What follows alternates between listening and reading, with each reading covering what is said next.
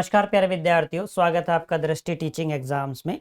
आज हम लोग दिल्ली अधीनस्थ सेवा चयन बोर्ड के ही जो शिक्षण विधि को लेकर हम लोग बात कर रहे हैं कि कुछ महत्वपूर्ण बिंदु हम शिक्षण विधि के लेते हैं और उसको फिर समझने का प्रयास करते हैं, एक पृष्ठभूमि बनाने का प्रयास करते हैं।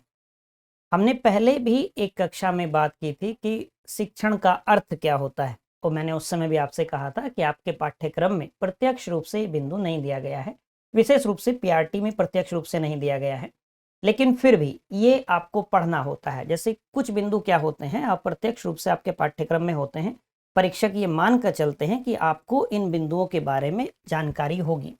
उन्हीं में एक बिंदु है शिक्षण को लेकर, शिक्षा के अर्थ को लेकर, अधिगम को लेकर। ये बिंदु ऐसे हैं जो मानकर चला जाता है कि जो विद्यार्थी शिक्षक बनने की इच्छा रखता है उसको इनके बारे में सामान्य जानकारी होगी।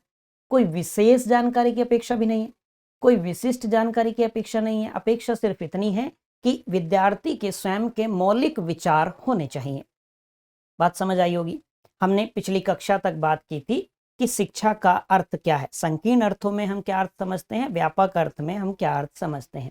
हमने शिक्षण को लेकर बात की थी जिसमें एक बिंदु आया था कि शिक्षण मानवीय मूल्यों के विकास पर बल देता है। दूसरी बात हमने ये समझी थी, मानवीय मूल्यों को लेकर स्पष्ट किया था। फिर हमने समझा था कि सबसे महत्वपूर्ण तत्व क्या है शिक्षण में, एक शिक्षक और विद्यार्थी के मध्य प्रत्यक्ष वार्तालाप होना।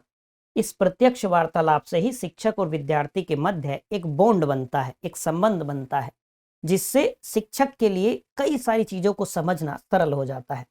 विद्यार्थी के दृष्टिकोण से भी विद्यार्थी अपने अधिगम में आ रही कठिनाइयों को मुक्त भाव से शिक्षक के साथ में साझा कर पाता है।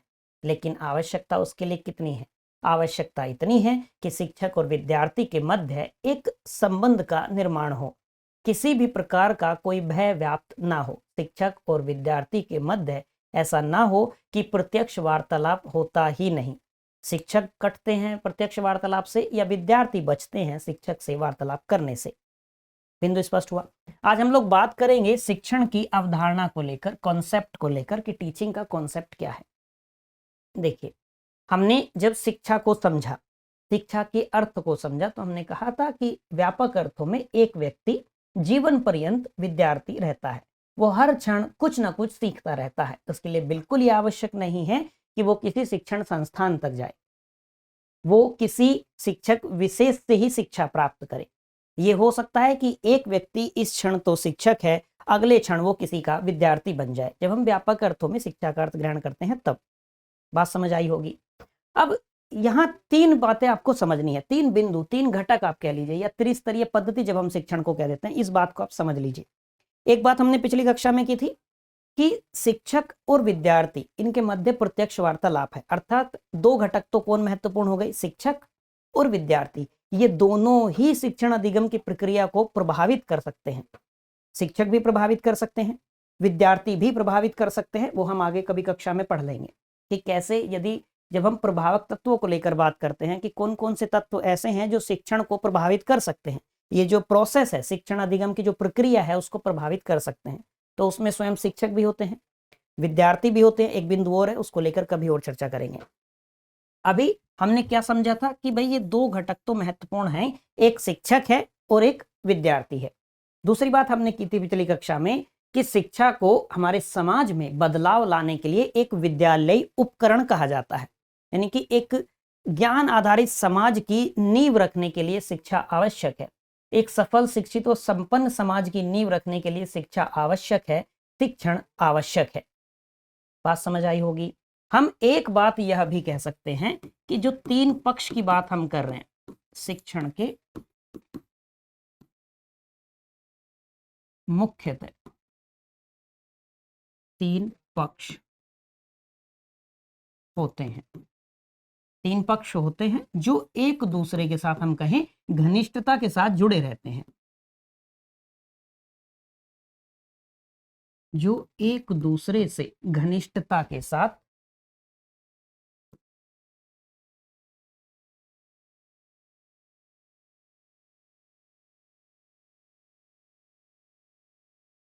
जुड़े रहते हैं। कौन कौन से होते हैं ये तीन पक्ष? एक हो गया शिक्षक, एक पक्ष कौन है, शिक्षक है। दूसरा पक्ष कौन है? विद्यार्थी है। ये तो हमको पिछली कक्षा के आधार पर स्पष्ट है, हम पूर्व ज्ञान का उपयोग करें हमको स्पष्ट है। तीसरा हम क्या कहेंगे? तीसरा होता है पाठ्यक्रम। तीसरा होता है पाठ्यक्रम। शिक्षक, विद्यार्थी और पाठ्यक्रम।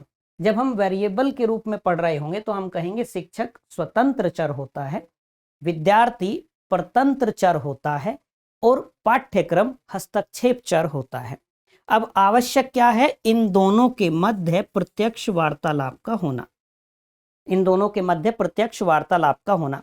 हम ये भी कह सकते हैं कि शिक्षण की संपूर्ण प्रक्रिया एक त्रिस्तरीय पद्धति होती है। एक बिंदु हम क्या कह सकते हैं सरलता के साथ में? शिक्षण की संपूर्ण प्रक्रिया, शिक्षण की संपूर्ण प्रक्रिया क्या है? एक त्रिस्तरीय पद्धति है, अर्थात तीन घटक हैं। अर्थात तीन घटक है। कौन कौन से तीन घटक हैं?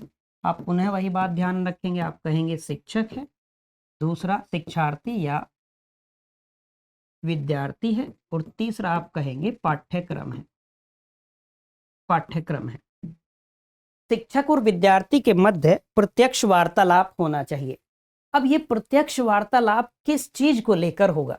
ऐसा तो होगा नहीं कि शिक्षक विद्यार्थियों से अपनी निजी परेशानियों को लेकर चर्चा करेंगे और विद्यार्थी शिक्षक से अधिगम के इतर जो कठिनाइयां हैं, जो परेशानियां हैं, उनको लेकर चर्चा करेंगे। तो इन दोनों के मध्य जो प्रत्यक्ष वार्तालाप होगा उसका आधार बिंदु क्या होता है? पाठ्यक्रम होता है। किसको आधार बनाया जाता है? किसको लेकर चर्चा होती है, किसको लेकर बातें होती हैं, संचार होता है? वो है पाठ्यक्रम को लेकर। बात समझ आई? आप ये ध्यान रखेंगे कि शिक्षक क्या है? शिक्षक स्वतंत्र चर है। स्वतंत्र चर है का अर्थ क्या हुआ? कि शिक्षक किसी पर निर्भर नहीं है कक्षा में, शिक्षक पर विद्यार्थी निर्भर है। अर्थात शिक्षक स्वतंत्र चर हो गया, विद्यार्थी परतंत्र चर हो गया, क्योंकि विद्यार्थी शिक्षक के ऊपर निर्भर है। इन दोनों के मध्य जो हस्तक्षेप करता है वो है पाठ्यक्रम, उसको कहेंगे वो हस्तक्षेप चर है। बात समझ आई होगी। अब शिक्षक और विद्यार्थी के मध्य जब वार्तालाप होगा तो क्या ये आवश्यक है कि हमेशा पाठ्यक्रम को लेकर ही बात हो रही होंगी? क्या ये आवश्यक है कि विद्यार्थी हमेशा अपने अधिगम की कठिनाइयों को लेकर ही प्रश्न पूछ रहे होंगे? वो जो हमने प्रत्यक्ष वार्तालाप से जो संबंध बनता है उसकी बात की थी, उससे अर्थ ये निकलता है कि शिक्षक और विद्यार्थी के मध्य जब एक संबंध बनेगा, आप अपना व्यवहारिक उदाहरण से भी आप सोच सकते हैं कि आपके भी कोई शिक्षक ऐसे रहे होंगे, बेशक प्राथमिक स्तर पर, माध्यमिक स्तर पर, उच्चतर स्तर पर कोई शिक्षक ऐसे रहे होंगे जिनके साथ में आपका संबंध बना होगा, एक बॉन्ड बना होगा, जिनसे आप अपने अधिगम की कठिनाइयों के इतर भी अपने जीवन की वास्तविक कठिनाई, जो निजी जीवन की कठिनाइयां हैं, उनको लेकर भी आपने चर्चा की होगी, उनको लेकर भी शिक्षक से आपने समाधान मांगा होगा। ये होता है। तो शिक्षक से जब विद्यार्थी का हम कहते हैं एक बॉन्ड बनता है तो इससे शिक्षण भी प्रभावित होता है। कैसे होता है? कि यदि विद्यार्थी कक्षा में किसी वजह से मानसिक तनाव में है और विद्यार्थी कक्षा में उपस्थित है, तो कई बार जैसे हम कह देते हैं ना कि कक्षा में उपस्थित तो है शारीरिक रूप से, लेकिन मानसिक रूप से उपस्थित नहीं है। मानसिक रूप से उपस्थित नहीं है, इसका अर्थ क्या हुआ? कि विद्यार्थी शिक्षक को एकाग्रता के साथ, ध्यान के साथ नहीं सुन रहा है। जब विद्यार्थी ध्यान के साथ शिक्षक को नहीं सुनेगा तो क्या होगा? कि विद्यार्थी के द्वारा किया गया जो अधिगम है, जो लर्निंग है, वो प्रभावी नहीं होगी, वो वास्तविक नहीं होगी। और जिसकी जिम्मेदारी किसकी है? शिक्षक की जिम्मेदारी है। मैंने पहले भी आपसे कहा है, कक्षा में यदि विद्यार्थी उपस्थित है और वो शिक्षण अधिगम की प्रक्रिया में सक्रिय भागीदार नहीं है तो इसकी अधिक जिम्मेदारी शिक्षक की होती है। क्यों होती है? क्योंकि शिक्षक उसका निदान कर सकते हैं, उसका उपचार कर सकते हैं। दो बिंदु हम आगे जाके कभी बात करेंगे, एक होता है डायग्नोस, एक होता है थेराप्यूटिक।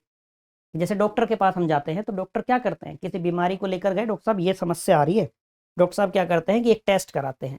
वो जो टेस्ट है वो क्या है? वो डायग्नोस कर रहे हैं कि समस्या कहाँ है, किस चीज की समस्या है, उसके बाद उपचार शुरू होता है। ये शिक्षक के लिए भी आवश्यक है। शिक्षक को पहले उस समस्या की जानकारी होनी चाहिए कि समस्या है किस वजह से, तब जाके उसका उपचार शुरू होता है। यानी कि यदि शिक्षक और विद्यार्थी के मध्य एक बॉन्ड निर्मित होगा, और वो बॉन्ड किस वजह से निर्मित होगा, तो दोनों के मध्य प्रत्यक्ष वार्तालाप की वजह से निर्मित होगा।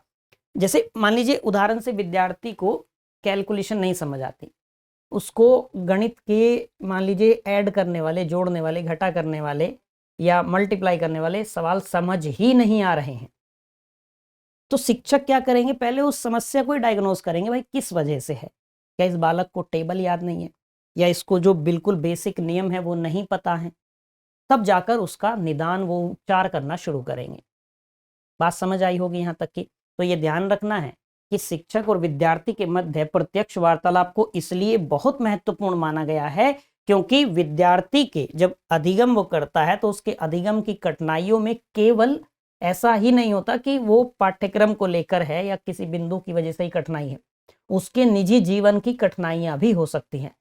विद्यार्थी है, मान लीजिए घर से निकला, अब वो विद्यालय आ गया, कक्षा में आ गया, लेकिन उसके मन में विचारों को लेकर उधेड़-बुन चल रही है। वो क्या करके आया, घर से कोई शैतानी करके आया, माताजी का मोबाइल टूट गया या पिताजी का मोबाइल टूट गया, पानी में गिर गया, उसको पता है कि घर जाकर डांट पड़ने वाली है, हो सकता है मार भी पड़ जाए। तो अब विद्यार्थी क्या होगा, उसको टेंशन रहेगी, तनाव रहेगा शाम का कि घर जाने के बाद क्या होगा। अब ऐसे में उसके द्वारा किया गया अधिगम प्रभावी नहीं होगा। क्यों? क्योंकि वो मानसिक रूप से कक्षा में उपस्थित नहीं है। बात समझ आई? तो यहाँ क्या होगा, जैसे आप कई बार देखते होंगे कि शिक्षक को कैसे पता चल जाता है कि कोई विद्यार्थी नकल करके लिखा है या उसने अपनी दिमाग से लिखा है। जब हम कक्षा में जैसे मूल्यांकन होता है, जब परीक्षा होती है, परीक्षा के बाद जो उत्तर पुस्तिका शिक्षक के पास जाती है, तो शिक्षक को ये अच्छे से पता चल जाता है कि किस विद्यार्थी ने ये चीटिंग करके लिखा है और किसने अपने दिमाग से लिखा है। कारण क्या है? वही कारण है, शिक्षक और विद्यार्थी के मध्य प्रत्यक्ष वार्तालाप हुआ, शिक्षक को अपने विद्यार्थी की मानसिक क्षमताओं के बारे में जानकारी हो जाएगी, शिक्षक उसकी जो बौद्धिक क्षमता है उसको समझ पाएंगे कि ये किस प्रश्न का जवाब दे सकता है, किसका नहीं। और समझ लीजिए, आपने देखा होगा जब शिक्षक कई बार कक्षा में प्रश्न पूछते हैं कि इस प्रश्न का जवाब जो देगा वो अपने हाथ खड़े कर लीजिए। बहुत सारे विद्यार्थी हाथ खड़े करते हैं, लेकिन शिक्षक किसी ऐसे विद्यार्थी से प्रश्न पूछते हैं, किसी ऐसे प्रश्न विद्यार्थी को उत्तर देने के लिए कहते हैं जिसके बारे में शिक्षक को संदेह होता है।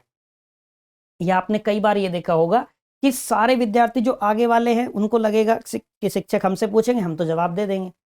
शिक्षक को ये पता है कि मेरी कक्षा में उपस्थित कौन विद्यार्थी मेरे प्रश्न का जवाब दे देगा, कौन विद्यार्थी नहीं दे पाएगा। तो आप देखेंगे अधिकांशतः शिक्षक उन विद्यार्थियों से पूछते हैं जो जवाब नहीं दे पाते हैं। कारण क्या है उनसे पूछने का? क्योंकि उनको भी शिक्षण अधिगम की प्रक्रिया में सक्रिय भागीदार बनाना है। बात समझ आई होगी। अब ये जानकारी होती कैसे है? तो होती है क्योंकि शिक्षक विद्यार्थियों की मानसिक स्थिति को समझते हैं।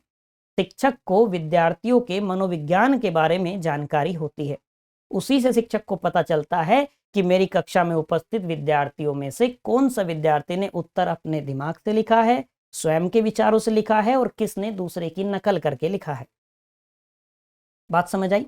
तो ये जो तीन घटक हैं, ये जो तीन पक्ष हैं, शिक्षक, विद्यार्थी और पाठ्यक्रम, ये बहुत महत्वपूर्ण है। ये तीनों एक दूसरे के साथ घनिष्ठता से जुड़े रहते हैं।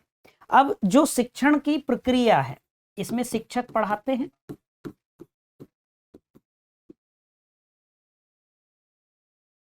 प्रक्रिया में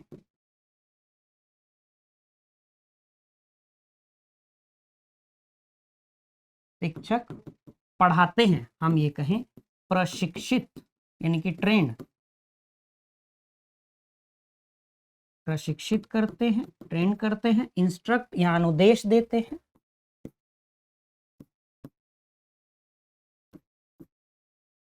अनुदेश देते हैं, इंस्ट्रक्शन देते हैं। हालांकि इन तीनों की ही यदि हम बात करें तो इनका अपना अपना अर्थ है, काफी भिन्न है।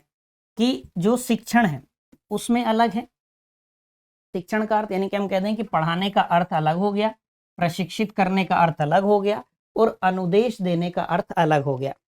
ठीक है, जैसे प्रशिक्षित को लीजिए, प्रशिक्षित मतलब ट्रेनिंग देते हैं, ट्रेंड करते हैं, तो यहाँ दो बातें शामिल हो जाती हैं। यहाँ एक तो ज्ञान शामिल हो जाता है और ज्ञान के साथ में क्या होता है, स्किल, कौशल, कौशल युक्त व्यक्ति। जैसे आप किसी से कार सीखने जाते हैं, आप कार सीखने क्यों गए उस व्यक्ति के पास में, कार के बारे में जानकारी, आप सामान्य ज्ञान तो आप प्राप्त कर सकते थे, लेकिन आप किसी कौशल युक्त व्यक्ति के पास क्यों गए? तो आप जब कार सीखने जाते हैं तो वो क्या करता है, आपको प्रशिक्षित करता है। तो प्रशिक्षित करने में क्या आवश्यक हो गया कि वो व्यक्ति कैसा होगा, वो स्वयं स्किल्ड होगा, वो स्वयं कौशल युक्त व्यक्ति होगा। बात समझ आई होगी। जब हम बात करते हैं इंस्ट्रक्शन को लेकर, जब हम बात करते हैं अनुदेश को लेकर, तो अनुदेश का अर्थ होता है कि उसका कौशल के विकास से, स्किल के, कौशल के विकास से अधिक संबंध है, अधिक संबंध है। जैसे आप मान लीजिए अपने राज्य को छोड़कर दूसरे राज्य में आते हैं शिक्षा प्राप्त करने के लिए, आप घर फोन करते हैं माताजी को या पिताजी को, माताजी कोई डिश ऐसी है अच्छी बनाती हैं, आपको वो सीखना है, आप उनसे फोन पे बात करके पूछते हैं, तो वो क्या करती हैं, वो आपको अनुदेश देती हैं, अर्थात वो आपके कौशल को विकसित करना चाहती हैं। तो प्रशिक्षण में और अनुदेश में अंतर कितना हो जाएगा? अनुदेश में यह है कि जिस व्यक्ति को दिया जा रहा है इंस्ट्रक्शन, उसके पास में ज्ञान तो है, लेकिन बस उसकी स्किल को डेवलप करना है, बस उसकी स्किल को डेवलप करना है। प्रशिक्षण में क्या होगा कि उस व्यक्ति को ज्ञान भी देना है, साथ साथ कौशल भी सिखाना है। दूसरी बात, जो सिखा रहा होगा वो स्वयं उस कार्य में दक्ष होना चाहिए, उसके पास स्वयं में कौशल होना चाहिए। बात समझ पाए? अब बात करते हैं शिक्षण को लेकर, अब बात करते हैं पढ़ाने को लेकर। तो शिक्षण की यदि बात करें, पढ़ाने की यदि बात करें, तो इसका सहज अर्थ हो जाएगा कि जब हम सर्वांगीण विकास की बात करें, सर्वांगीण विकास, सर्वांगीण विकास का अर्थ क्या हुआ कि बालक के, विद्यार्थी के हर पक्ष का विकास। हर पक्ष में क्या क्या बिंदु शामिल हो जाएंगे? हम कहें शारीरिक विकास, आप कहें बालक का मानसिक विकास, बालक का भावात्मक विकास, भावात्मक विकास, बालक का सामाजिक विकास, बालक का नैतिक विकास, आध्यात्मिक विकास, उसके व्यक्तित्व का विकास, यानी कि हर पक्ष इसमें शामिल होता है। जब आप कक्षाओं के दौरान नई राष्ट्रीय शिक्षा नीति 2020 के बारे में पढ़ रहे होंगे, वहां ये बिंदु आपको निरंतर देखने को मिलेगा। हर पक्ष के विकास की, सर्वांगीण विकास की बात है ये। आप जो चाइल्ड सेंटर्ड या हम कहीं बाल केंद्रित और प्रगतिशील शिक्षा है, उसमें भी आपको ये बिंदु देखने को मिलेगा निरंतर। जब आप जॉन डीवी के विचारों से परिचित होंगे तब भी समझ में आएंगी चीजें। सर्वांगीण विकास, बालक के हर पक्ष का विकास, कि उसके मानसिक पक्ष का भी, सामाजिक पक्ष का भी, नैतिक पक्ष का भी, शारीरिक पक्ष का भी, आध्यात्मिक पक्ष का भी। बात समझ पाए? तो शिक्षण क्या हो जाएगा कि किसी कौशल के क्षेत्र में नहीं, कौशल से संबंधित नहीं, किसी एकदम ये कहीं ज्ञान और कौशल को लेकर नहीं, उसमें हर पक्ष का विकास है। जबकि आप प्रशिक्षण में आप देखेंगे तो कोई एक क्षेत्र विशेष आ जाएगा, कोई एक क्षेत्र विशेष आ जाएगा, कोई एक ही क्षेत्र का, किसी विशेष क्षेत्र का कोच होगा, ट्रेनर होगा।